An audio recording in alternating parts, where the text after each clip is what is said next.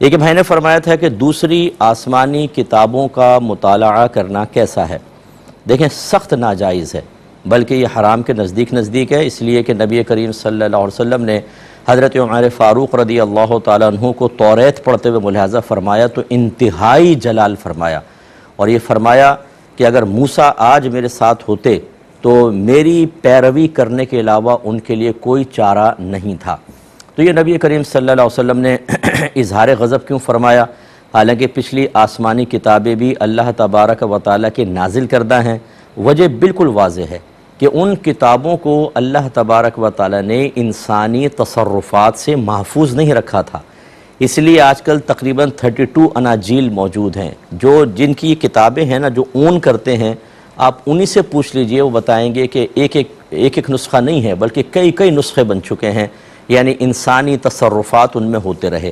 اب مسئلہ یہ ہوتا ہے کہ آپ یہ سمجھیں گے کہ میں جو کتاب پڑھ رہا ہوں یہ سب اللہ کا کلام ہے، حالانکہ بعض چیزیں ایسی ہوں گی جو اللہ نے بیان نہیں فرمائی بلکہ کسی نے اس میں ڈال دی ہیں، اور آپ اس غیر کلام الہی کو کلام الہی قرار دیں گے، یہ گناہ گار۔ اور اگر یہ کریں کہ جو کلام الہی اس کو کہیں شاید یہ تصرفات انسانی کا نتیجہ ہے، تو آپ اسلام سے خارج۔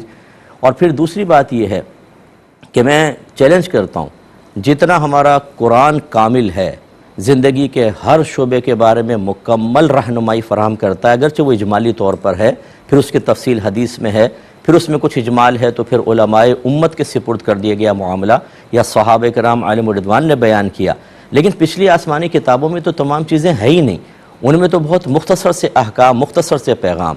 چنانچہ اب ایک مسلمان جب اس قسم کے کویسچن کرتا ہے، مجھ سے پوچھتے رہتے ہیں صاحب فلاں مذہب کے بارے میں کوئی کتاب بتائیں، میں جاننا چاہتا ہوں۔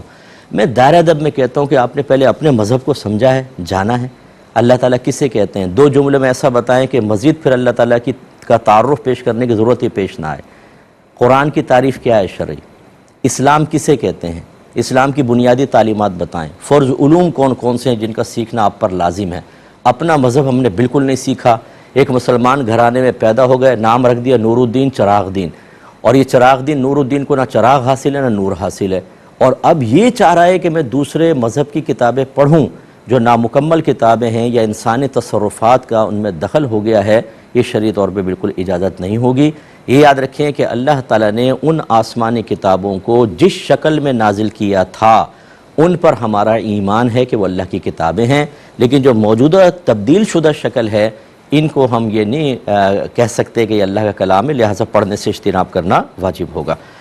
یہ کہتے ہیں کہ شریعت کی نگاہ میں کوئی بات بری ہو سکتی ہے، فرض کر لیں تو منع کیا تو کہا کہ تمہارا